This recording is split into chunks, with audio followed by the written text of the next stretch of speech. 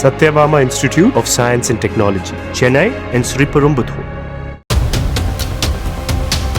துபாயில் ஒரு பெண்ணுடன் திருமணம் தாண்டிய உறவில் இருந்ததாக கூறப்படும் டிராவல்ஸ் அதிபர் கோவையில் அதே பெண்ணால் கொலை செய்யப்பட்டது தொடர்பாக போலீசார் விசாரித்து வருகின்றனர். துபாயில் டிராவல்ஸ் நிறுவனம் நடத்தி வந்த சிகாமணி அங்கு சாரதா என்ற கோவை பெண்ணுடன் சேர்ந்து வாழ்ந்து வந்ததாகவும் பணம் கொடுக்கல் வாங்கலில் ஏற்பட்ட தகராறால் சிகாமணியுடன் சண்டையிட்டுவிட்டு சாரதா கோவைக்கு திரும்பிவிட்டதாகவும் கூறப்படுகிறது.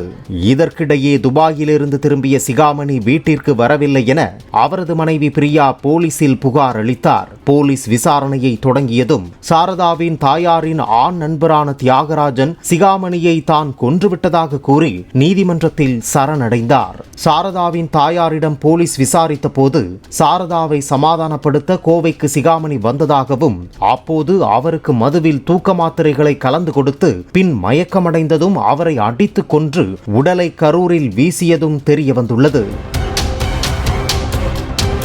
Satyabama Institute of Science and Technology, Chennai and Sriperumbudur.